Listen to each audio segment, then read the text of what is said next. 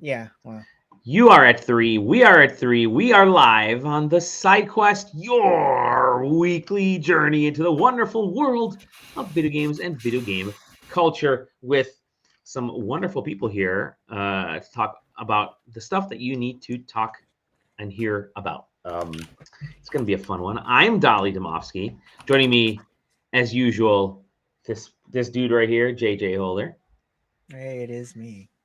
This wonderful dude over here, Taylor Bliss, who is his room is moving so fast, it's blurry. He's in the Speed Force right now. He's in the Speed Force, yeah, the Flash. Please help And this me. person over here, Zach. Wait, no, maybe Zach's over here. Zach's in the middle. Yeah. Zach's somewhere. He's squeezing in the line. It's He's like, squeezing in there. He found his hole. He's working his way He through. found He's- his hole. Wow. Yeah, this hole is for me. Yeah. No, Dally does not. Dally know. doesn't get it. It's okay. I think I remember whole stuff. Yeah, there was some whole stuff going. Yeah, name one other item like descriptive. Somebody posted element. the meme in the freaking Discord Somebody about posted holes. the meme. Somebody posted a meme about holes. All right, we'll just let it walk. It's all right. Yeah. Want to mention, as soon as Chrome stops acting up, I want to mention thank you to our Patreon members. You guys are awesome. Thank you for helping chip away a little bit at the Yeah, I thought you were about bill. to say thank you to our sponsor, and we were gonna have to pause the show and have a side discussion real quick. I'll talk about the analytics in a sec. No, thank you to our executive Punctified. Punctified's awesome at PUNKDEFIED, the top dog right there. Top dog law. Do you guys have Top Dog Law? Where do you guys get those commercials all the time, like that nationwide? No. Oh my god! It is an AI generated advertisement for something called Top Dog Law, and they make it sound as if like it's geared for people who are like in the down on their luck and chased by the cops. I'd say, is it one of those personal injury lawyers that we don't get unless you do? It's kind of like that, but everything's AI generated, and then you see like the person behind it, and it's just like the whitest person possible. Like it's unbelievable. It's horrible. Anyway, we're not sponsored by them. Yeah, once again, thank you to Punctified. Thank you to the producers, Stefan Swanlin, Zero the Prototype, Exagenous, and Jeff Grubb. Zero and Exagenous were at my house for Pool Quest a couple weekends back, and that was a blast. We had a jolly old time. Sam came up on Friday, Sam and his partner, and we podcasted. Taylor was not there, but JJ was there. I went to point over here, and I was looking over there.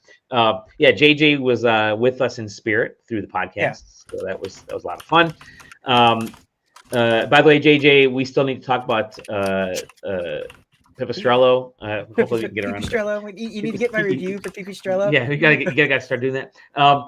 And then the next day we had Pool Quest on that Saturday. Listen, my wife and daughter were out in Charleston enjoying South Carolina, so I thought I'm gonna invite friends over, whoever is available. So, Zero and Exagenous came out, and a couple other folks came out.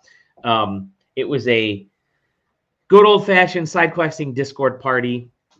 We hung out at the pool. I grilled food for everybody. Everybody brought good stuff, and we played Mario Kart World at the end, and I sucked ass at it. Everybody else beat me on Knockout Tour, but good times. Good times. You get me a loser. Me a loser? Never. We haven't podcasted since then, but we are here now. We did have game night though. As I said, we did have game night, and that was awesome. Kind of the first game night was almost a Mario Kart night, but yeah, we did the game night. We did Jackbox, and that was the survey scramble. That was a lot of fun. We'll pick a different game for the next one. People are already itching to play again. I know some folks had to miss it, so we'll definitely do it and have a good time. We'll figure out a game that everybody wants to do. Maybe we'll put a poll up or something. But we're gonna get into a little bit of the news here. I will say though, we're on a little bit of the come down right now from the Game Fest and the summer gaming stuff. We're about to enter the dark times. We're about to enter the dark times, which is why probably this weekend, sometime next week, you'll see the San Diego Comic-Con party list go up. So that's wonderful. I did check the analytics on views. I was kind of working on some stuff in the background for some of the fun initiatives that we have planned, right, JJ? Wink, wink, wink. Yeah. And by the way, theme week is going to be the week after the 4th. That'll be a lot of fun. Stay tuned for info on that thing. But did you guys know that our number one audience is actually white house moms from Kansas, from Missouri, not Kansas City, and from Russia. Really weird. So thank you to the women. They must be watching when I'm on the show. Yeah, it must be. Look at it. You got your look how low your shirt is, dude. You are just. It's an optical illusion. It's several mirrors. Thank you to. I have come to find out we are the favorite podcast of Pedro Pascal. So thank you to Pedro Pascal. We do this for you. So thank you, Pedro. Let's get into a little bit of the news. It's been a little bit of a slower week, thankfully, in a way, but not really. There has been some stuff. Let's start with things that won't put JJ and I to sleep. Xbox. We're going to get into some of the partnerships with graphics card makers. We'll start with Xbox here. They announced a next-gen AMD deal, and they said future devices won't be tied to a single store. They have a deal with AMD for their next-gen console, which will be fully backwards compatible and all that fun stuff. They also announced they basically threw a coat of paint on the MetaQuest S and on the ROG Ally Xbox Ally X or whatever it's called, and so it's been an interesting branding week for Microsoft, but I'm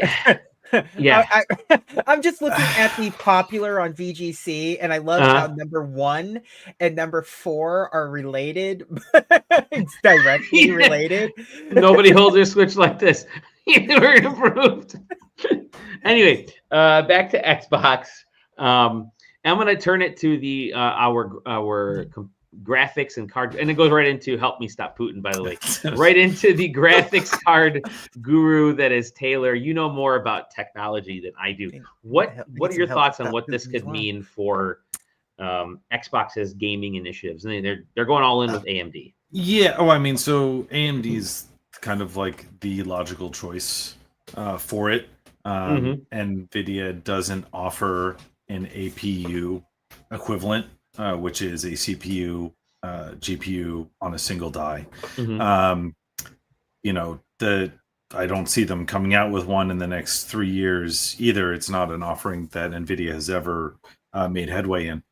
So logically, as far as plugging something into a small footprint, which is the name of the game on consoles, on home consoles nowadays, APUs are there's another 3-letter acronym that is coming instead of APU now, and I forget what it is. AMD uses it, but at the end of the day, it's a CPU and a GPU core on a single die. Technically, they could even be spread a little apart so that they're not sharing like even a single IHS internal heat spreader.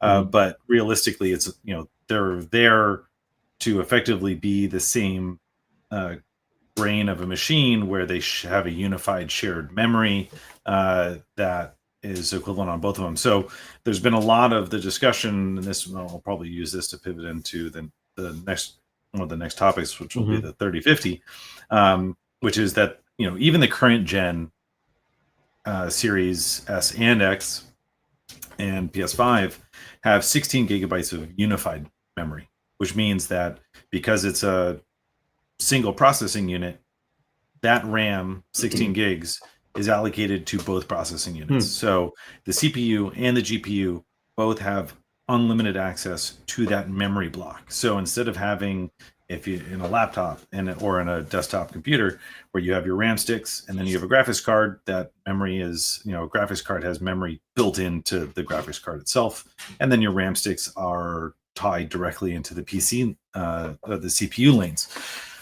With APU, you throw on 16 gigs of RAM, and the CPU and the GPU have equal access to it. They're both tied in directly because it's on a single die. So what this does is really shrink down how much space you need on a board to build a machine, and it makes providing resources available to the processing units much simpler. So probably what's going to happen is that the next gen devices are going to have the next logical step up. Maybe we'll see 32 gigs of RAM. We'll almost certainly see it based on DDR5 for that memory. Theoretically, it could be a different flavor of DDR5. LP DDR5 is what they use in mobile devices, laptops, and stuff like that. Like the Steam Deck, for instance, has LP DDR5 memory instead of regular DDR5, which is meant for desktops. But how they do that is, that's just a numbers game on what technology makes the most sense for the form factor that they're building. But AMD makes the most sense because they are and have been the leading experts in creating those types of chips for over a decade, well over a decade. And Intel has not come close.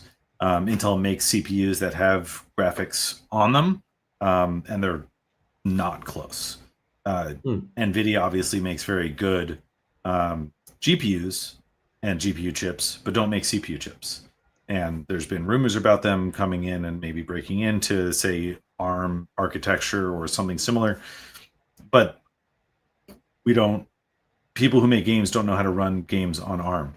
I mean, we do it on phones, but that's not what consoles run on. So there could be, if we were going to do a shift where we're going to make it a more mobile focused thing and there was going to be the great unification, we're not there yet. So that's the reason why there's an AMD deal. Being a big public announcement about it is kind of weird. It's just like, it's not like a sexy headline. Sure. Maybe it's just a PR requirement that they have to get a certain amount of discount with AMD. I don't know. You can almost certainly guarantee that PS5 is also going to run an AMD combined processing unit of some kind, unless NVIDIA, NVIDIA has always, there's always been bids from both. It's not like it's just always been AMD and there's never been a second guess. Right. It's just that AMD has more to gain because they don't have $40 billion in leveraged capital coming from an AI business. Although even though that didn't exist for NVIDIA 8 years ago, but despite that, even then, NVIDIA was not coming down to the numbers that AMD does. So I'm sure that AMD or that NVIDIA is putting in a bid, and so that they could do a split CPU. They could even do an AMD CPU and an NVIDIA GPU. They just don't.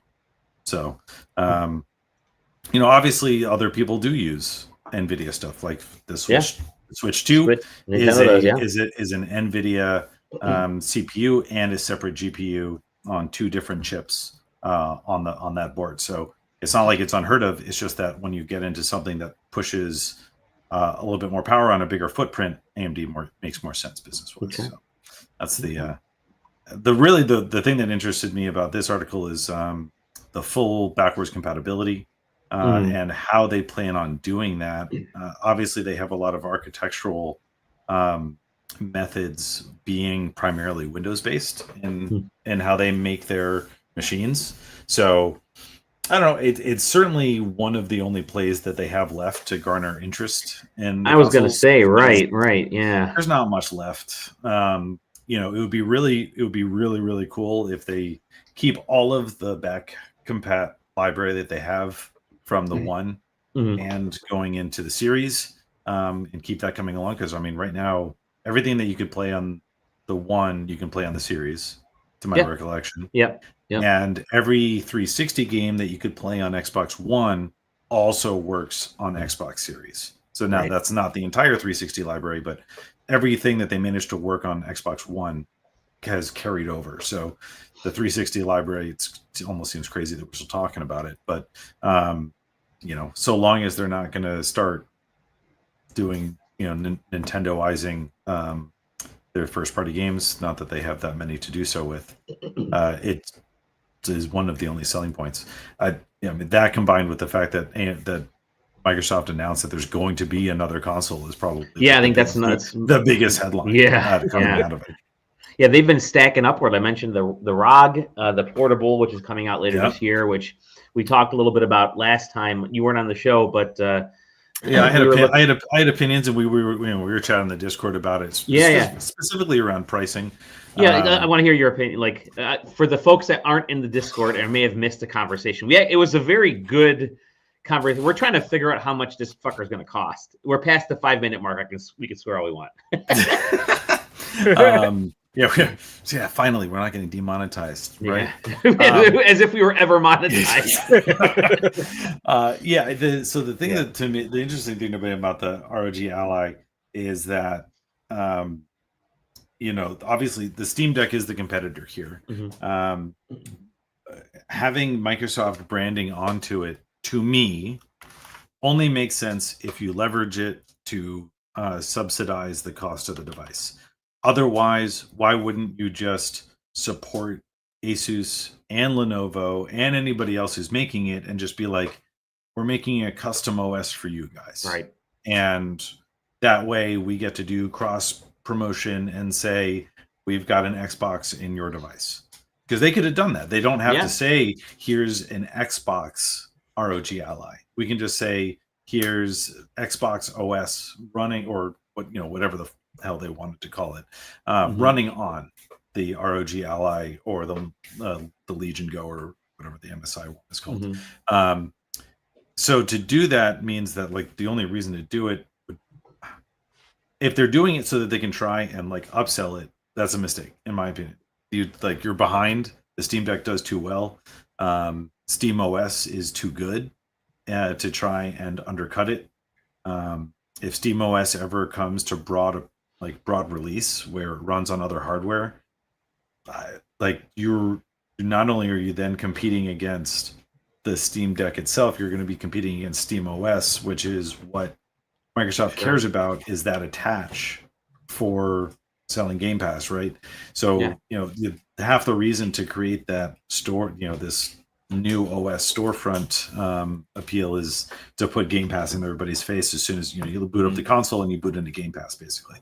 So if Steam OS comes out onto those devices, it cuts into them two ways: one on the hardware for via the Steam Deck, and another one on the OS, which is cutting into the storefront. So I think that they would have to be really aggressive with it. I think that you would reasonably can compete against the most expensive Steam Deck as your entry point. So I think that the most expensive Steam Deck would have to be within $200 maximum of the most expensive Asus. Let's see here, the Steam Deck now. So the Steam Deck OLED, 1 terabyte is $649. $649, so $650. Yep. Yeah, probably around there. So I said that it has to be within $200. If it is above $799, I think it's dead. From a sales competitive standpoint, I'm sure that it will sell units. But obviously we don't care whether or not it sells. We care whether or not it's competitive. $799 won't be competitive. I don't think we're gonna go that high. I mean, again, you're making you make a great point. There's a lot of potential subsidization. This is Windows 11 that they're a version that they're putting on there. Yeah. But it's Microsoft knows they can sell more Game Pass subscriptions, right? So you would hope so. You would hope so. You look at I bring up the Meta Quest they just released, right? Yeah. Pricing wise, what's the pricing wise difference? Is that pretty much the same? No, it's significantly more. Is it more? It's like $200 more. Well, no, I thought it was $399. Or is it $100? It might be $100 because it's. I think it costs the same. What's the price? Because I think it was Xbox Meta Quest. We'll solve this problem. Yeah. $399. Yeah. But what does it have? So it's a 120 gig. Okay, so it's $100 more. Yeah, it's $100 more, but it does come with 3 months of Meta Horizon. Yeah. You can't forget about 3 months of Meta Horizon. That normally comes with it. That is $8 a month. 3 months of Game Pass Ultimate, so that's $45 of Game it's Pass the elite. Ultimate. The elite strap is actually kind of expensive, so it's nice that it comes with the elite strap because the default it's meta strap $70, man. Yeah, and it also comes with a controller, an Xbox controller. So you got the regular control. Yeah, you got the 2 controllers, and you have the Xbox controller with it. Yeah, it sucks playing Quest games with a regular ass controller. It comes with the Touch Plus controllers too. It's not like it comes with Touch Plus controllers and a regular ass Xbox controller. It's which is not. You look at it, $100. It's actually not a bad. Yeah, you're basically paying for the strap. It's not horrible, but like, why does it? I mean, we're getting slightly off topic, but why does it exist? No, I agree with you. So Game Pass has been on it for like 2 years now as well. So, so that's what Game Pass has been on it, and I think for me, the feeling is what they're doing with this MetaQuest headset is what they're doing with ROG Ally is what they're going to be doing with a lot of things, right? Is that they want to get the Xbox name out there away from their console, like their brand. Release a black version with green piping. And they're casting the widest net. They want to get everybody into the Xbox ecosystem. It's not a bad thing right now because they know that their console business, like you said, their console business is gone. Their console business is kind of dead. Go ahead, JJ. No, so I kind of wish they would have just gone for broke and just gone with the like actual MetaQuest 3. Yeah, the nicer one. But I think it's not a bad. I mean, $399 is more expensive than I would. Everybody has an Xbox controller, and you can use any controller with. That's what makes the S so palatable is that it's like it's $300, man. They're casting in that because they want to get the Xbox brand everywhere. And are they I'm a big brand guy in terms of being really focused. You focus, but they also know that hasn't worked lately. Part of the reason it hasn't worked is because they did want to pivot to Game Pass, and they've been working towards pivoting to Game Pass, which is a smart subscription service. That's what Windows is, right? They know that Microsoft sells the Surface tablets, and they're a tiny hardware piece compared to the MSIs and the Asus and the Dells and everything else that we build our own, right? So the Xbox hardware, I think, is going to be in that same vein. They realize it's going to be focusing more on a niche owner, and they want to make Xbox available to everything, and it may include this $100 and really it feels more like a $50 premium on this thing, but it's already sold out. Once it sells out, it's a limited thing on this headset. But you go to the ROG Ally, and thinking about that, I'm like $699 is where I would land. So to come back to for the cheaper version, and maybe $799 or $890, $750 or whatever. I think that the cheaper version has to be below the OLED top. Maybe. I think that's splitting it. So because here's but how does it compare to the current ROG Ally? Like it can't go below that price, right? The cheap one, they have to because the current ROG Ally is obscenely priced. Yes, to be quite honest. It's $900 for it still? It's too much. So it's too much because of here's because we also have, on top of all of it, there's a product dilemma issue, which is that the ROG Ally's expensive model has dog shit battery life. It's bad. It's not good. Even my mid-range one has and so like battery life. I think this is a scenario where tell me if you've heard this one before, but segmenting the install base of a console-like product is not good when you launch it. Yeah. Right? No, I agree. So I also don't know what it's. I mean, they did with the Series S, right? That's exactly. I think it's fine to iterate it down the road. I mean, like, sell a product that grabs attention, that generates buzz, that you can work off of and then split it later by releasing the. I mean, like literally just copying Nintendo's homework. They know what they're doing. So release Switch to Switch Lite, right? Yeah, release your main unit, then release your low powered. That's the name. That's the name of this episode. Release your main unit. And then release your lower powered undercutter afterwards. But you have to make the market share on the get-go. So I mean, like if I was being like, what do we have to put this at to sell like an appreciable amount? We are trying to be competitive because like you're not competing with Nintendo, you're competing with Steam Deck because there's no way that you're going to hit Nintendo's numbers.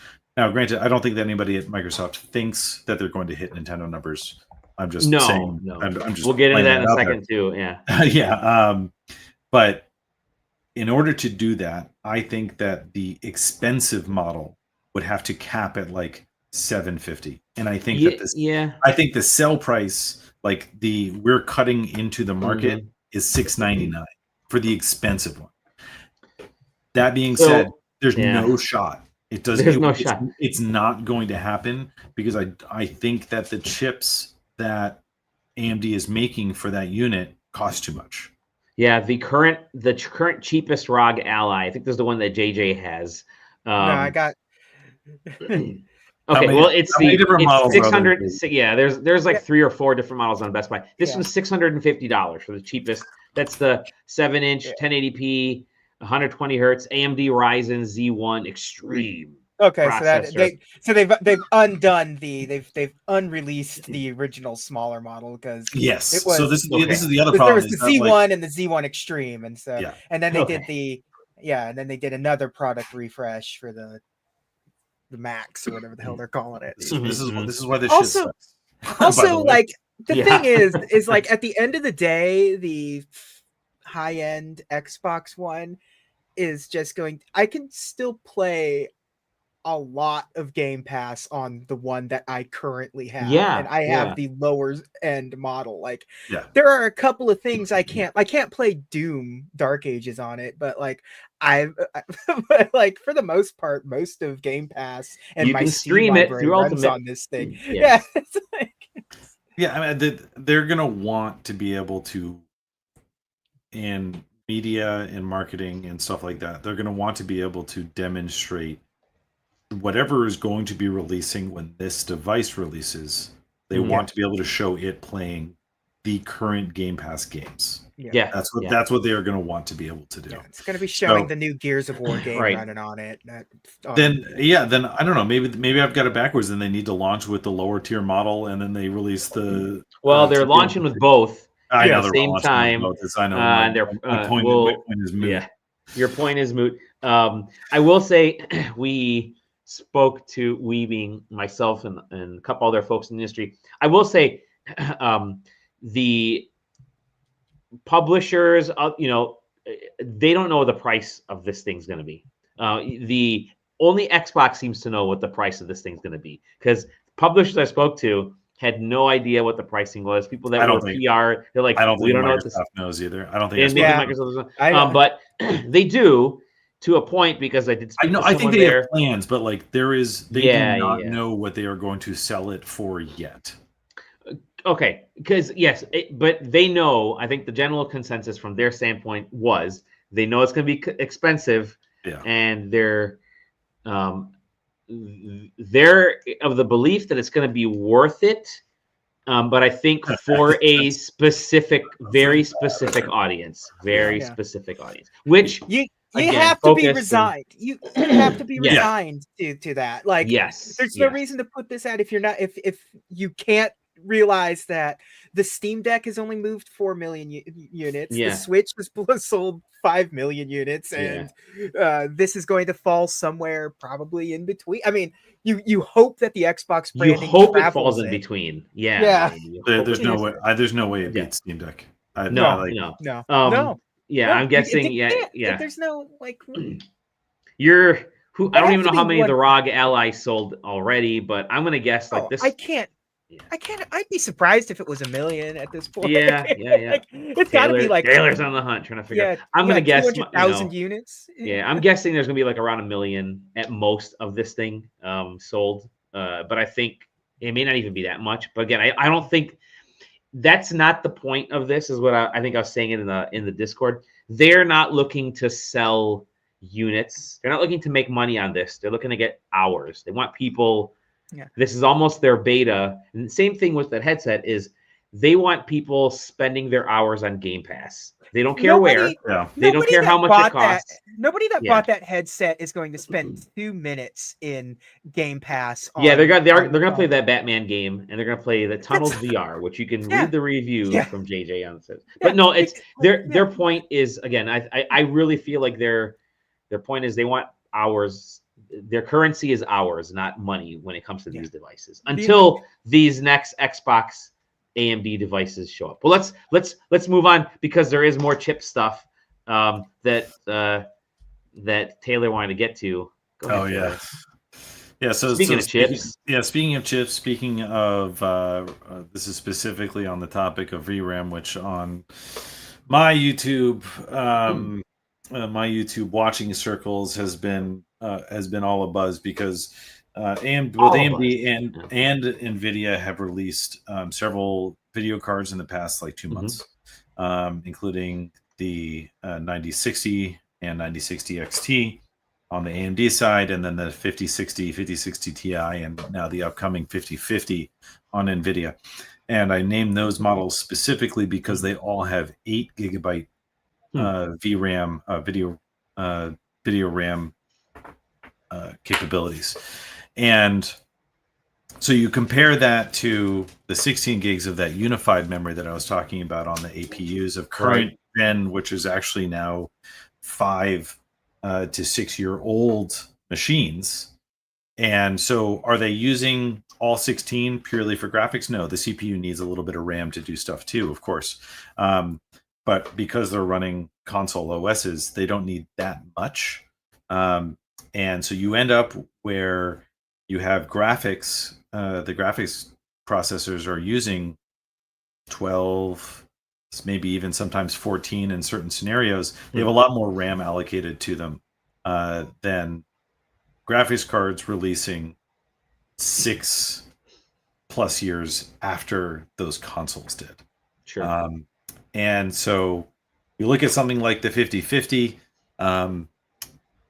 price performance wise, it's the desktop GPU market is in dire straits. It's really quite bad. $250 for this card is frankly it's embarrassing. It's worse than the 4060, which came out. It's a great question. When did it come out? I don't remember when it fucking came out. Wikipedia is not even in the top 10 of the articles. 4060 came out in January or October of 2022. That's the 40 series in general. But it used to be 10 years ago that you would have the one tier below would compare at least to the one tier above from the previous generation. So a 5050 would at least equate to a 4060. A 4060 would at least equate to a 3070, and so on and so on. And those trends have been getting worse and worse. Basically, 6040 is the next one, right? Basically. Well, that's the thing.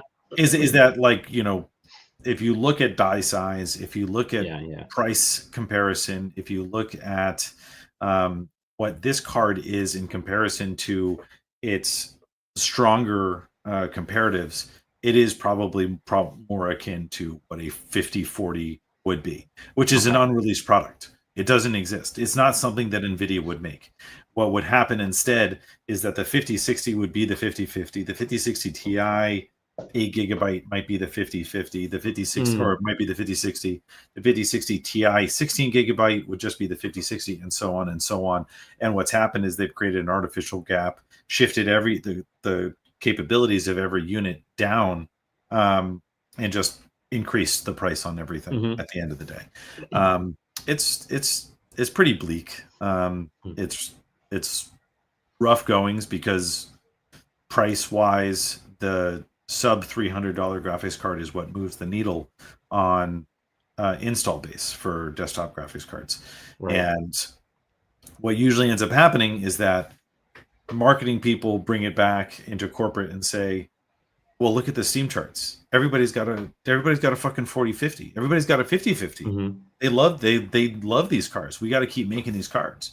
It's like, well, no, they love a $250 graphics card. They don't know or just can't afford anything else. That's true. But yeah, anyway, 5050 is bad. 8 gigabyte graphics cards in general are bad. This should be like $199, if not $149, really kind of potent graphics card. It should be something that you can go and pick up for really low dollar amounts so that you can run esports titles. And that's it. Yeah. It can't do AAA games of today. It literally will not run them at 1080p. I mean, it'll run them, but like not 30. Not it what will peak at 30 FPS. It will run regularly below that. The games today have textures that are too good to fit into an 8 gigabyte video RAM buffer. It can't do it. So what ends up happening is that it spills over. All of those video assets have to go into your regular RAM, and then it has to then get loaded back into VRAM when there's enough space. It's we could go into like trying the PC lanes, but I see JJ likes starting to fall asleep. We're not going to talk about it. No, I'm fine. But yeah, anyway, it's not good. And like I bought a 9070 XT this generation. I was lucky enough to get one of the first wave ones, which were heavily discounted. The model that I have now is $150 more than when I bought it for no reason other than the fact that it's just everything. Like, they are more expensive than what they can be. They are more expensive than what they should be. You look at a console that can do. I mean, this is 50. Like, think about it this way: this graphics card is 50% of a PS5, right? In fact, well, it used to be before they raised the price. Yeah. It is 100% worse than what a PS5 will get you. It's not worth it. It feels bad for the product to exist. Sure. To have to talk about it, but I feel obligated to. Just like, I mean, and I'm not actually one of the people that that covers it for a living or anything like that. But it's just, I don't know. It's icky. Shouldn't be there. It's icky. It's interesting for me because I'm looking at the stickers that I keep on my laptop that tell me my specs. Of course, I got this laptop in 2020, and I got the 2070 in this sucker, right? The Max Q, right? So it's obviously a mobile version. It's not not the hottest. But back then it was not bad. Back then it was like I can run Elden Ring on this thing, even though I bought it. I mean, again, 30 FPS if at best. But I actually do play the majority of my bigger games. I'll play on this, and I have my Steam Deck sitting over there, right? And we talk a lot about splintering markets and what people are playing on, and I think we are, and then even just the Xbox stuff that we talked about. I mean, we've surpassed the point in which graphical power is for everybody, right? And obviously there's costs associated with everything. Tariffs keep going up and down. Just the turnover, how fast people want to change laptops and computers is slowing down, and so lifestyles are changing, right? So. And that's not even the mobile. The mobile market has actually slowed down. And so you are seeing, I feel like, even with the Switch 2, and we'll talk in a second here, I feel like more and more you got to get things running on the mass lower end, at least running well enough and then everything above that is the upgrade. You know, look, the ROG Ally Xbox X. That is going to be, you got the cheapo version, which is not cheap. Then you have the high end version, but that cheapo version has to run everything, right? They made it a big point. This is going to run everything. So graphics cards, the 5050, you know, there's a lot. I'm reading that there's a lot of numbers. Someone's going to be thinking, oh, the bigger number means good. That's marketing, by the way. We're going to make the 5050 that's bigger than the 4060. And you know, obviously there's use case scenarios, but to your point, it is icky that something like this sort of exists, and it's going to throw people all over the place when they realize I can't get my awesome looking game on this, but maybe it'll kind of I mean, you're going to be upgrade later, you know. I mean, here's the thing: is that like DLSS 4, which is really cool technology, which includes the frame generation technology. I mean, they had frame gen in 4th gen, but now it has the 4X frame gen, where it takes one frame, super samples it or upsamples it, and then interpolates 3 additional frames on top of it, which is frankly insane. I've seen it in action. I don't particularly like the way that it looks. But the bigger issue, and I don't have any problem with people using it. The bigger issue is that NVIDIA uses it in marketing to say, yeah, look at the performance of this device. Right. Except that it's not performance, it's capabilities. And I think that distinction is incredibly important. Right. Right. Is it capable of producing additional frames? Yes. But it's not capable of rendering. It's you know, it can't perform to render them. But I think it's really interesting, Dali, that you brought up the motion blur on of graphics cards. Sorry. The 2070 Max Q is a really interesting graphics card to specify because compared to the 5050, the Max Q has double the bus bandwidth on the memory. It has the same 8 gigabytes of video RAM, and it has 200 less CUDA cores, which is negligible. It's less. Is less than 10% less CUDA cores. So to go 3 generations, at least to go 3 generations, and you can barely beat the mobile 2070 version is just it's not good. It's making a much cheaper, worse. You're going backwards, is what you're doing. And the last thing that I want to check is that I think, does it have to PCIe? Okay, so the last thing is that I'm pretty sure that it is a PCIe X8 capable card, and what that means is that on a standard desktop PCIe slot is what's called a PCIe X16. Why don't you do a Control F on PCIe, see if it's got X8 on there. There you go. That's single 8 pin for power.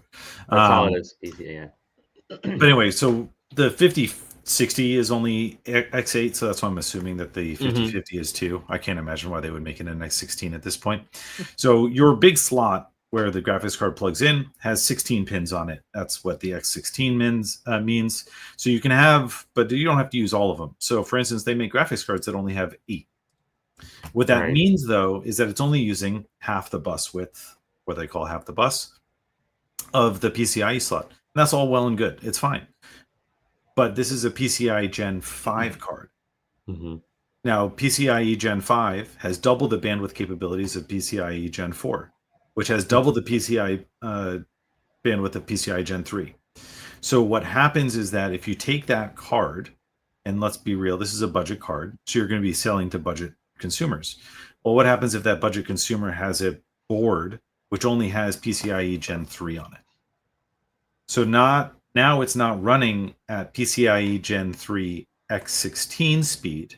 It's running at PCIe Gen 3 X8 speed, which is 1/4 the speed of Gen 4, which is 1/8 the speed of Gen 5. So you have these reverberating effects where, yes, we're selling cheaper cards.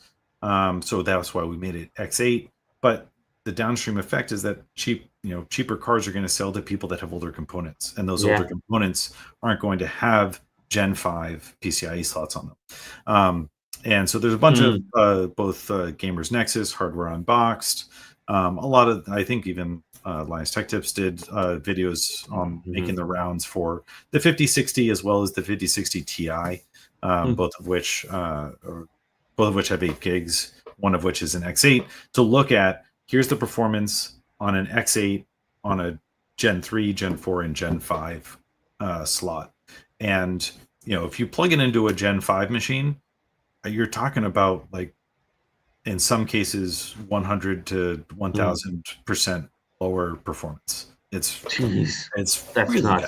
It's really bad. Anyway, to make a 32 gig card in the same generational capability as an 8 gig card with a 128-bit bus is just embarrassing as far as I'm concerned. Okay, that's enough. We can stop talking about that. All right. Well, we did mention the Switch. Oh yeah, please. Sold 3.5 million in 4 days. It is the biggest. Is that it? It outsold the Steam Deck, and in that first week, I think by now it probably has outsold the Wii U and the Virtual Boy and the GameCube combined. No, it's a huge success for that.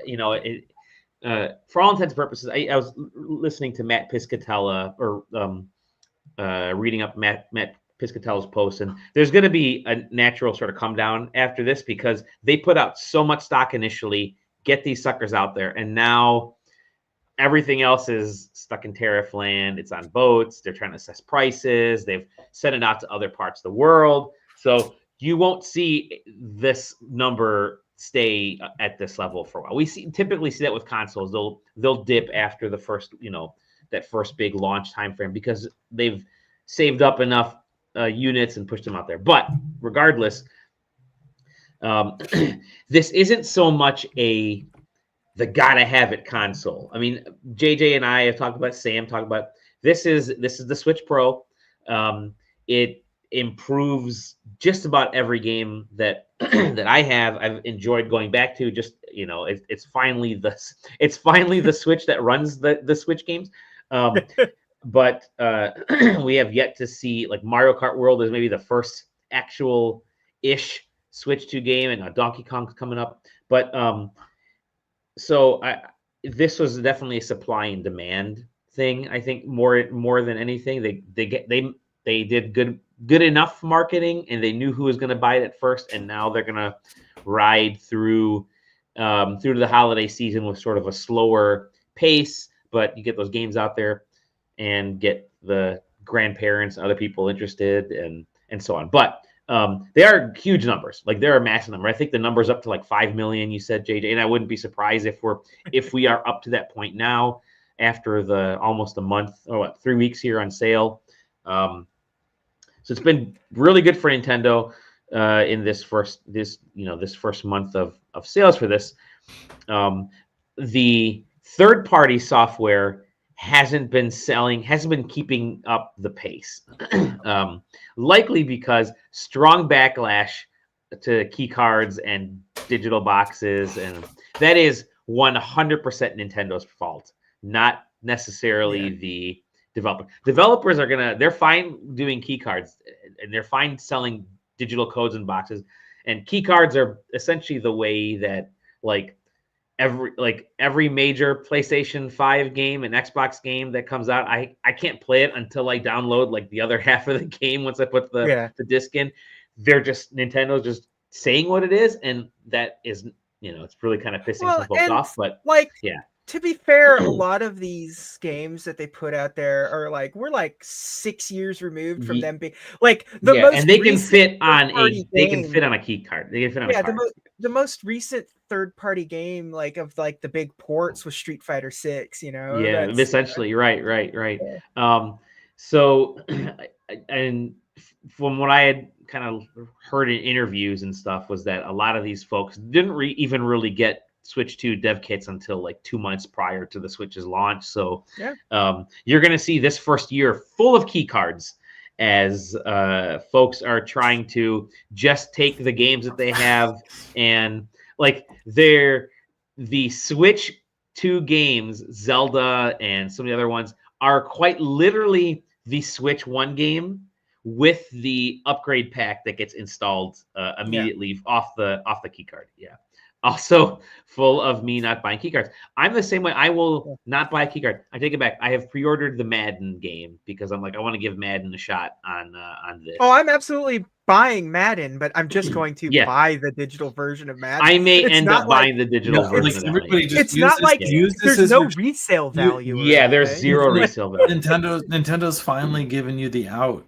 That decouple yourselves from wanting the physical games. Use it.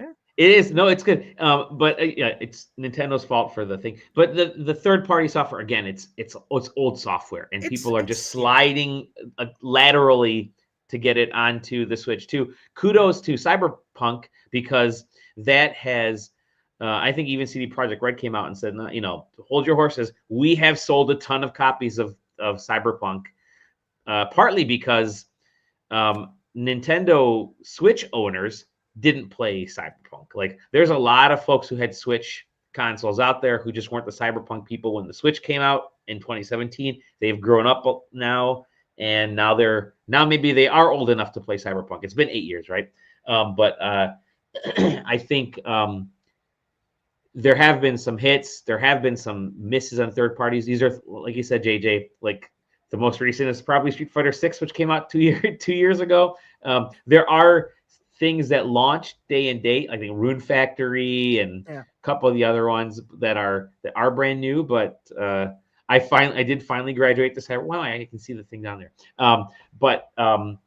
It's going to be interesting to see when the actual big, like, we already know, like, there's the rumors of Assassin's Creed, there's Star Wars Outlaws is coming out, there's a few other games that are coming out. I'm going to be interested when we are getting closer to day and date drops for new games down the line. I'm happy. Yeah, no, thank you for that, best viewers. I'm actually really enjoying Cyberpunk 2077 on the Switch 2. It's doing a pretty decent job of keeping up, because I only want to carry one platform with me when I go on vacation. And because I have the family stuff and we play a lot of Jackbox, we play a lot of Mario Kart, I'm going to leave the Steam Deck at home, and the PlayStation Portal at home. So it's just cool to have it on there. But yeah, it's good numbers. I wish there was a good, because I'm really enjoying Street Fighter on the Switch too. I just wish there was somebody has a joypad out now for it. Oh, yeah. Well, hopefully Nintendo will loosen up some of the frickin'. It's coming. I know 8-Bit Do is going to be out here with something. We'll get some stuff out there. And Hitman's my absolute go-to game when I just want to play something. And Hitman 3 on the Switch 2 is. Oh, that's right. You picked up Hitman. Okay, it's good. No problems. My biggest bummer is that it doesn't have cross progression. It's just kind of generic. The cross progression is just really like stats and unlocks and stuff that do cross over from like the PlayStation 4 to PlayStation 5 version. But like, it's an account that I'm logged into. Just let me have my Cyberpunk gives me cross progression. That was pretty cool. Yeah, I might pick up Street Fighter yet, so we'll see. Because I like having fighting games on my consoles with me. I bought Street Fighter 4 3D edition for the 3DS and managed to. It's a surprisingly good version of Street Fighter. So yeah, good news for the Switch. I'm going to be very curious at the end of the year what the numbers are actually like. Virtual Boy sold 770,000 units total. Nice. Yeah, there you go. Let's see. I was going to mention something. Not close to this. Not even close. But it's a good launch. We'll see where it goes from here. Like I said, there's games coming out. I'm looking forward to the point where, not necessarily Zach, because Zach has even said that he may end up pulling the trigger this year on a Switch 2. But I'm looking forward to the point where Taylor says, "Okay, there's finally a couple games on there that may be worth picking up. What could that game possibly be, Taylor? Xenoblade Chronicles 4. I mean, come on, man. No. Maybe. Star Fox. I don't think Star Fox is making the cut, man. You know, it's gonna have to be a Nintendo game. Yeah. Because everybody, especially now that companies are like, oh, I can put this on Steam and people gobble it up. Yeah. Like, you know, Nintendo doesn't have. I mean, yeah, they want it to put it on the Switch, but people aren't looking at it as in the ways that it was for, say, you know, the Wii and DS and the way that other handhelds were, which is that it has to go here and only here. Right. They are coming, you know, especially because Square Enix has become increasingly more open to cross-platform releases, unless Sony gives them more money first. And so, like, I know exactly what the game will be that gets you, that pulls you in. Okay. It's going to be the next gen Pokemon. Yeah, the next gen Pokemon, man. You know, I've been waiting. I will say, the Pokemon actually runs now. Yeah, Scarlet and Violet runs like it runs shockingly well. However, it just looks like it exemplifies that. Wow, they made some just bad design choices. It's just so barren.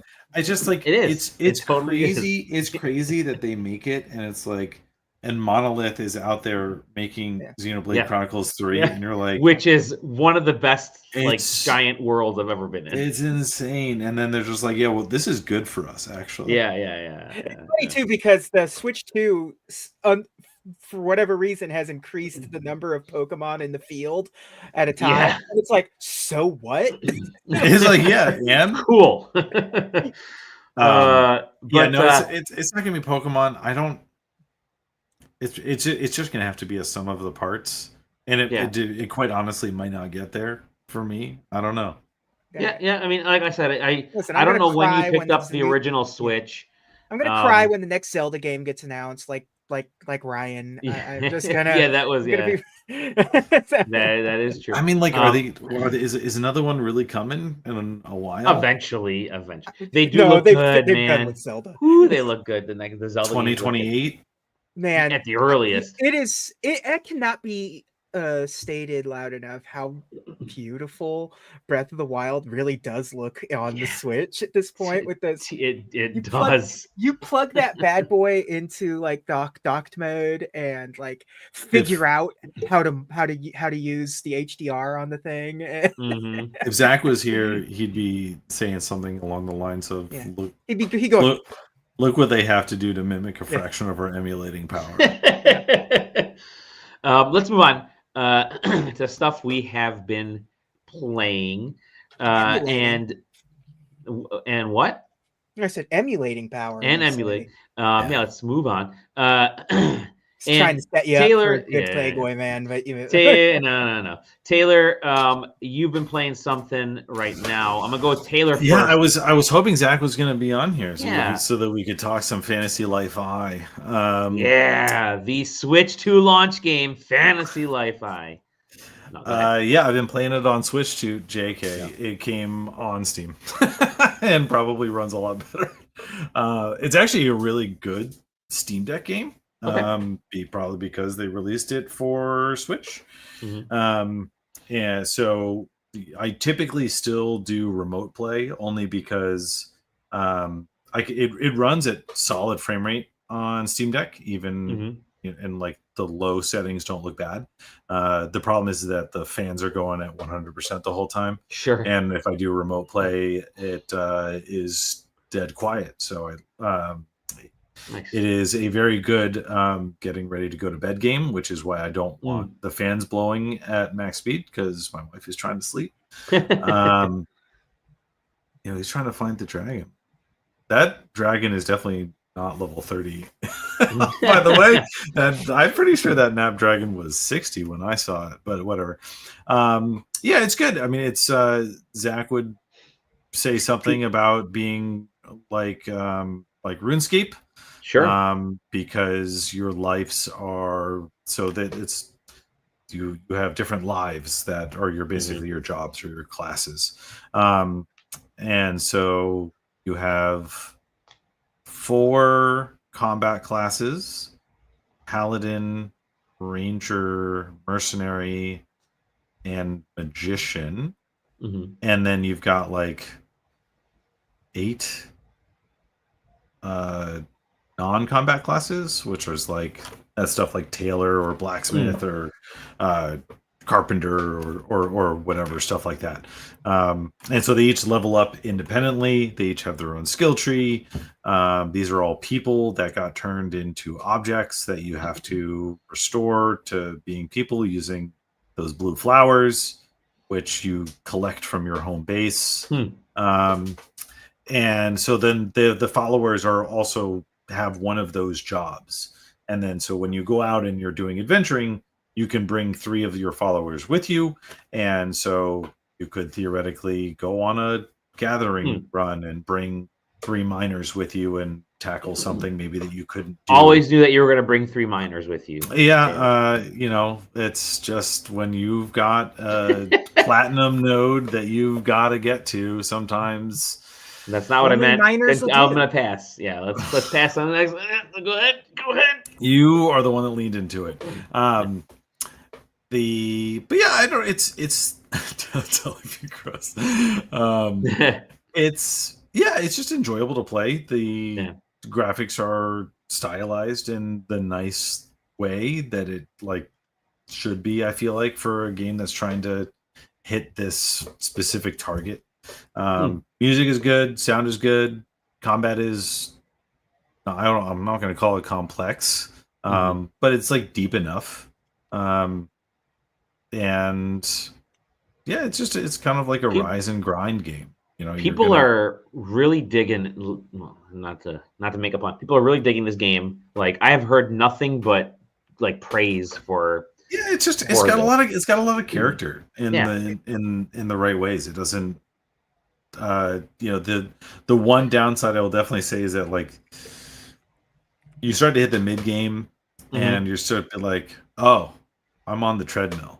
And like once you realize that you're on the treadmill, part of the illusion starts to get broken. Sure. And it's like if you don't start to like being on the treadmill, you're gonna run into problems because the treadmill never stops. You know, you're like eventually you're just caught. You know, it's a level up game, so you have to always be leveling up. And if you stop leveling, you know that's. It sounds stupid to describe a role playing game as like if you stop leveling up, you can't keep playing the game. It's like no shit, but it's when the game is leveling up. You know, at its core, you know you're playing the game to level up, not to do another thing. So long as you want that out of the game, then you're going to be good. But there's enough interesting stuff that's happening at the same time to keep you going. But yeah, it's good. I mean, it's for my limited time that I have to play stuff. It fits in really well, which is nice. And you know, it's especially because my other game is I want to sit down and play this for a while. Game. What is your other game? Which is still Clair Obscur Expedition 33. Sure. I have no idea how long it's going to take me to beat that. I meant the last time I was on the podcast, I described my my dilemma, which was deciding where I was going to try and play it. Oh, excuse me. It's getting late for me.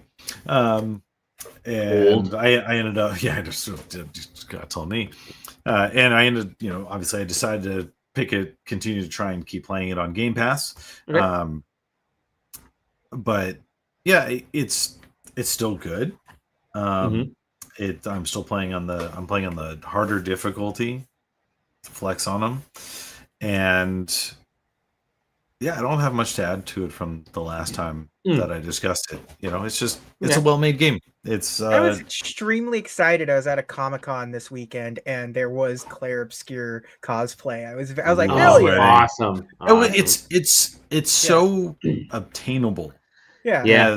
As Yeah, black and white striped shirt with some accoutrements. It's pretty but like it's also extremely distinct in this like really nice. Because like you could tell it was clair obscur and just not like I'm just dressed as a French person. It was like. But yeah, that's it. Like I said, the other thing that I've been doing is I've got daily tasks. I'm trying to not pay for Game Pass again. So every day I have to check my Bing app on my phone. I've got to check my Xbox Rewards app on my phone. I have to make sure that searches. I do a few searches. I make sure that I play a game on my Xbox and on my PC every day, and I've so far I've earned 2 months of PC games. So I really should be getting paid. Can you play through like Game Pass Ultimate and get the points for that, or does it have? I mean, you can do it for straight Xbox money if you want, just for dollar to dollar. So like, I only did it just because I decided that I don't need Ultimate at this point in my life. I wasn't doing the cloud streaming enough, and I don't have a Series X, which is the only reason why I would, I would get it. Let's see. You know what? Just for you, Dolly, I'm gonna go in and I am going to see how much it would take. No, I meant if you could, can you get the points for playing on Game Pass Ultimate and Xbox game, or does it have to be on a console or PC? Oh, no. So it's just okay. Yeah. So the reward for playing a Game Pass game is independent from playing on the console or playing on my PC. So I gotta fire up the console and just whatever I got in there. Yeah. So there's a separate my copy of Dead Space 3 that's been sitting in. Dude, I literally just. I boot up new what is it? And there are like Phantasy Star New Genesis. Nice. Which is a free to play game, and I just boot that up and that counts, and it's just sitting there running. Yeah. And then there are campaigns and stuff too that like, hey, play like these games. And yeah. So play this specific thing. Telling you, Xbox wants hours. They don't want money. They want hours right now, and they got us. Like, I'm all about the rewards. Pay me in electricity. Basically. But yeah, so like you get, I can get up to 150 points a week if I play 5 days on a PC, 150 for playing 5 days on console, and then you can earn up to 400 points a week if you play a Game Pass game every day, which usually involves me pressing the play button on the Minecraft launcher for 15 minutes every morning. Don't tell Microsoft though, because they don't care. Points. Hitting the cloud gaming button right here. Let's see what you're interacting. I gotta log in. Yeah, you're interacting with the service. They don't care if you're not even playing Minecraft. You've interacted. That's all. That's probably true. They want the mind share. They want the mind share on it. Yeah. They want the Bing search. Oh yeah, they want that. They want your sweet cookies, my friend. Sweet cookies. So that's what I've been doing. Cool. I've got 8,300 points burning a hole in my pocket. Get some rock band tracks with that. Yeah. What JJ, you've been playing something, my friend. Yeah. Power of emulation. That's what I was speaking of emulation. Yeah. Limited run games and their Carbon engine in association with Square Enix. When you boot up the game, the first thing you see is the Square logo. It's very funny. But the GEX Trilogy. 3 games of 90s cringe smashed into one release. I was a big fan of, I was gonna say GEX, but I guess really I was a big fan of GEX 2. That was the one that I played. That was the one that I cared about. Yeah, I'd heard GEX 2 is the good one. No, yes, it depends on what, like, there's like GEX, it's between GEX 2 and 3. GEX 1 is only here because it has to be. GEX 1 is genuinely a bad video game. I do not enjoy any of my time with GEX 1. It is a 2D side-scrolling platformer from the 3DO.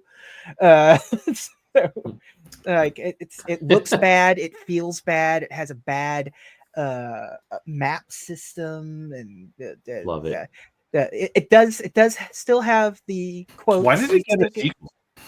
Why did it get a sequel? It was just nobody.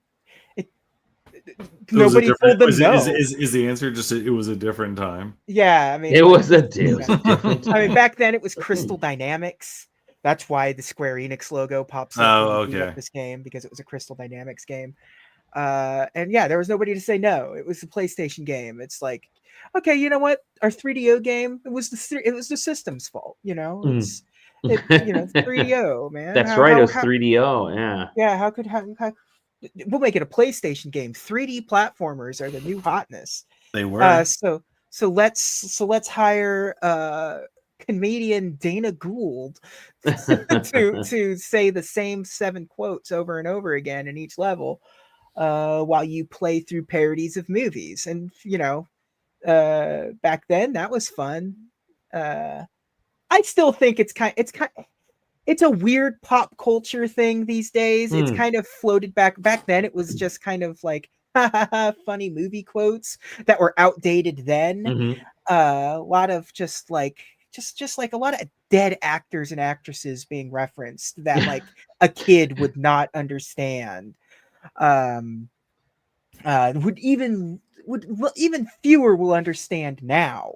Like but like it's kind of like now circled back around into absurdist in a way. Like everything's super weird and goofy. It's like it's on the cusp of being Gen Z humor without quite being there. Sure. Yeah, I don't know. I don't know who this is for. Outside of me, and even me is kind of stretching it. Like, this is like people who remember these games. You're not going to make any new GEX fans. You're not going to make anything with that. And it's not like it's not like it's gained anything by a remaster. They prettied it up a little bit. It's still it has issues. The controls on 2 and 3 kind of got overhauled. They did some tuning to it, so like you can control the camera with the right stick, which was not an option in the old games and stuff. That helps a lot. But like a lot of these games in particular were like designed to be controlled, even though in a 3D space, with a digital pad. So using analog controls kind of messes with the gameplay a bit. Like adding finesse to where something didn't have finesse kind of makes it feel weird and wrong, especially if you've played it before. The biggest problem this game has is that I don't think the Carbon engine is there for PlayStation 1 anything, because the Tomba release was kind of janky, and this release is like when it launched in a bad state. Oh, really? This was and still now the audio is all over the place. It is bad. It's crackly or wrong, or like all of a sudden the levels will change. It got to the point the Switch version, like the Carbon engine, was not working on the Switch. Yeah, they like pulled Switch it. 2. The Switch 2, they pulled it. It's back up now because it's been patched both firmware side and software side. So it's in a runnable state now. Again, it still has it's been kind of fixed. They've pushed a patch out that fixed a lot of the audio issues. Not all of them. You'll still be playing, particularly GEX 3 seems to just have like something goes wrong quite a bit when playing like GEX 3. It's weird. It's I don't know. The Carbon engine is clearly only really great for 8 and 16-bit games, I think. It's just not there yet for this stuff. They did also recently push out a patch where you can, in PAL territories, GEX is voiced by different actors, different comedians. Oh, really? Yeah, it's not Dana Gould in Europe. They hired somebody that Europeans would. I forget who they are, but yeah. So they pushed out a patch where you can load the PAL versions and get the other voice acting for GEX, which is neat. At the end of the day, this is just like, it's a very simple release. They cut out things that are important, like GEX 1 doesn't, they got rid of the password system entirely. I don't understand why you can't enter like cheat codes and stuff that were in the original game, because there's no way to enter passwords. And everything's manual save. Like you used to be like, these games save to memory cards and stuff, but like if you want to save, you have to use a save state. Like that's the only way to save in these games. It's weird. You have to use the save state stuff. I don't get it. It's odd. Like the games themselves are mostly the same, but yeah, they cut out some weird things that just don't make any sense. And on top of that, like other collections are out there, like being complete collections. Like you should have just included the Game Boy games in this. Like I don't know why you wouldn't. Like honestly, right. Like yeah, it's like if you're gonna include GEX 1, just include the GEX Game Boy games and stuff. Like I don't expect you to include GEX 64 or whatever. Like it's like, yeah, it'd be nice, but like, but you're also not Digital Eclipse, so you know, I guess at the end of the day, clearly not Digital Eclipse when it comes to this stuff. I think their 8 and 16-bit stuff has been relatively solid. Like they run well. They've done like the Clock Tower release that they did. I thought was really good. And that was a remaster too, and they added cutscenes and music and stuff. But yeah, I don't know. This is not there's better ways to play GEX 2 and 3, significantly better ways. And I guess you can. Well, I'll say it off. Never mind. I forget I was going to say something there that would stuff we don't want to get caught. Yeah. Okay. But, so essentially, not recommended. Really, I wouldn't. Even if you liked GEX, which you probably didn't. Fair listener. I love that. Even if you like GEX, probably didn't. Yeah. Disappointing. Very disappointing. Okay. Well, I got something, two things, and I'm going to be quick. One thing that's definitely not disappointing. When I was at Summer Game Fest a couple weeks ago, I had a chance to play a 1-hour demo of Sword of the Sea, which is abso-freaking-lutely stunning. It's the Abzu Pathless art director on Journey. A completely really? You don't say. You don't say. No. Obviously a lot of that is built in this, but this was my favorite game that I played at Summer Game Fest. It was, you're seeing there like surfing on water, but it really starts off with it's more like snowboarding. And not surfing, because you're snowboarding on the sand, and the sand has its own like particle physics, and you're like right there, you can kind of see it there. As waves are moving up in the sand, they had to program all this stuff. You can move across this giant, and there's obviously snow and water, move across this giant desert. They had us in the desert zone for the demo, and it's just this big, giant, wide open space, and you're this character riding a sword, the Sword of the Sea. And as you're sort of boarding around, you can see half pipes, you can go over waves, you can do tricks in the air.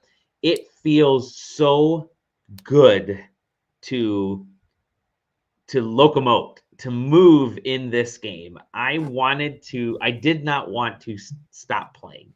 And it's rare that a game will hook me just based on the motion by itself, because the motion was like, you don't know what to do when you get into this desert area. You just kind of show up and you start moving around, and all of a sudden you see like a temple here. You go in the temple, and then you learn in that temple, it's like, oh, there's a thing on the ground. If I activate this thing, water starts to come out. Okay, cool. Well, I saw another one of these things in the distance over here. So you'll go to the other side of the desert, and you'll figure out that, hey, there's like little, in order to get to the little glowy orb thing, I need to use these little like whirlwinds to make my way up. Well, whirlwinds, okay, I saw whirlwind over this way. So you kind of learn how to do things by just go and experience stuff. And the PR person, Jackie, that was there was telling me, I'm like, yeah, so what do I do for this demo? She's like,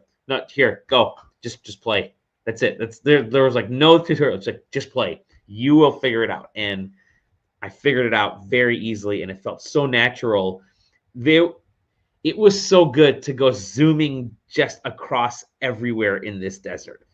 And then when you activate these little areas, they fill up with water. You'll get sea life. You saw in the trailer here, there'll be like killer whales and fish, and that kind of teases you to do more stuff. Like, it's the carrot on the stick. It's like, well, I want to fill up more of this area, and I want to fill up another temple and fill up enough stuff. All of a sudden, you can ride a big giant chain, and you ride the chain. And it's like, oh, the chain is taking me to this central hub temple, and I guess I have to power this up so I can open the door to this temple. It's just a great, like, constant motion.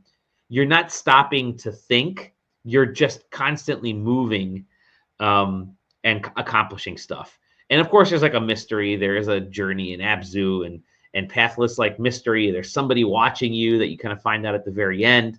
But it's just, the motion was awesome. I cannot wait to get more into this game.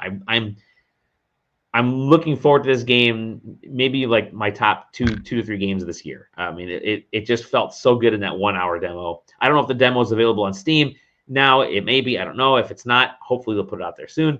But I get done, or actually it was like a half hour in. I thought my appointment was for a half hour, and I had done so much already. And I turned behind me. I'm like, I'm just curious, how long is my demo?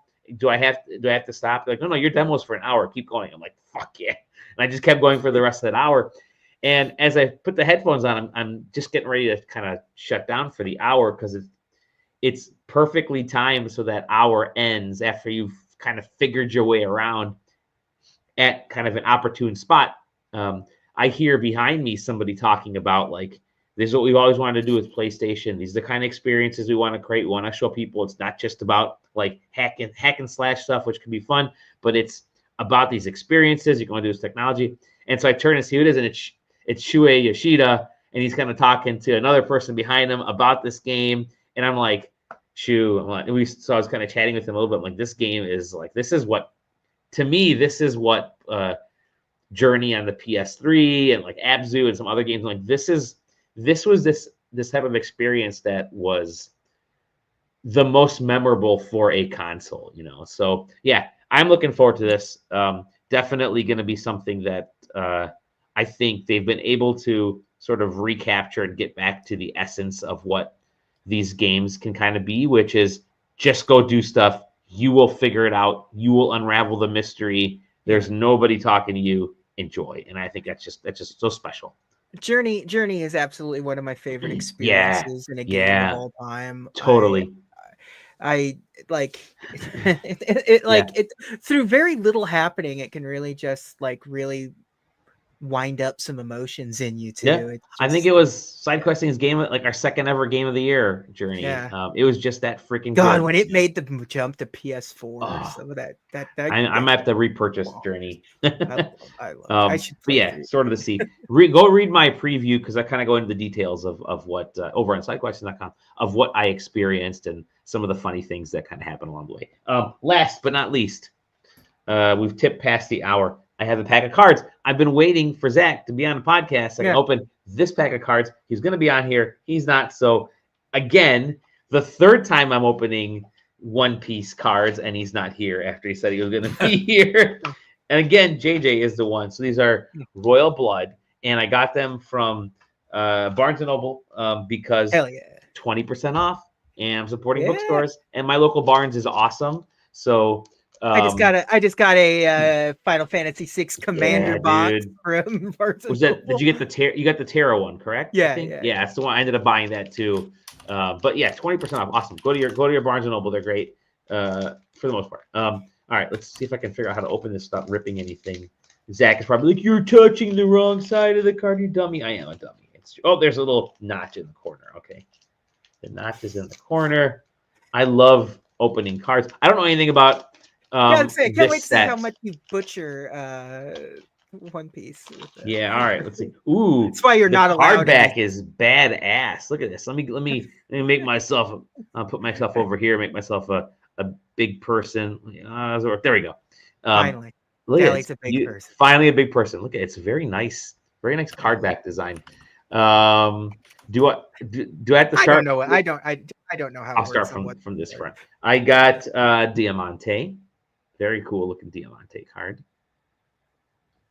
It has a 7,000 in the corner. I don't know how to play this game, but Zach has talked about it. He's talking about it nonstop. Yeah. Maybe if I pay attention to him when he talks about this kind of stuff, he'll show up. Yeah. Heat and Wire.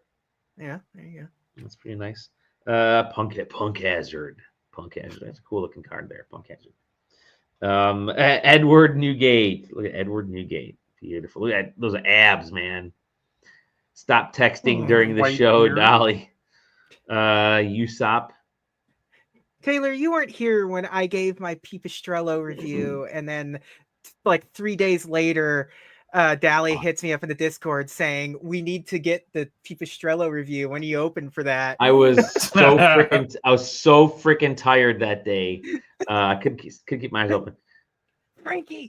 Frankie, what a good looking card. It's a chomper, Frankie. Yeah. Chomper. Ooh, I love the art of this one. Gum Rhino Schneider. That's some cool ass art right there. Caribou, my favorite coffee place before they went out of business locally. Caribou Coffee. Jesus. Yeah, Jesus. Got me some Jesus. Finally. I got naked Nami. Nami in her yeah. Some interesting Nami art. It is actually. It seems off model. Ooh, this one's cool. Violet has a nice little shininess to it. Yeah, there we go. And then Monet. This is another cool. It's Mercedes Monet, but look at it's Monet. Nice card. Cool. I like card design. I'm thinking one thing that would be kind of fun to do would be, because there are companies out there, websites where you can actually make cards, like you can have them print out like a magic card with your art and make some tokens, make some tokens. So I might have maybe we'll come up with some fun ones using the SideQuesting art, SideQuesting specific stuff. We can make a SideQuesting deck. I want a magic card with Johnny's VR art. Yes. Some Be Gentle, I'm Stupid stuff. Just some random things. Yeah, I like it. All right, with that, thank you, boys, for hopping on the show tonight. Of course. Thank you, Zach. Thank you, Taylor. Thank you, JJ. Thank you, Pedro Pascal. We love you too, buddy. Thank you to the lovely viewers and listeners. Thank you to the folks trying to sell us viewers. It's always good. Best viewers on websites. Find us at SideQuesting.com. Rate, review, like, subscribe, all that fun stuff. Tell your grandparents if you can, because it's always good. Yeah, thank you. Especially if they're in Oklahoma. Missouri and Kansas. Missouri, Kansas, and Russia. Thank you to all the housewives that watch our show. I'm going to be curious. Hot housewives in Europe. Hot housewives in Europe. Yeah, there you go. Say thank you to the housewives that don't watch too. Maybe especially thank you to the housewives that don't watch, because they're the smart ones. No, find us on SideQuest. I'm on vacation next week in Florida at Universal Studios, checking out checking out all the Epic Universe stuff. But I might make time to call in at the beginning of the week and do a quick pod. We'll see, from the sunny confines. I'm gonna have my iPad. I'm gonna use that to do the cast next week, so it might be loud. But gents, thank you everybody else. We'll see you in the next episode of the SideQuest. Thank you.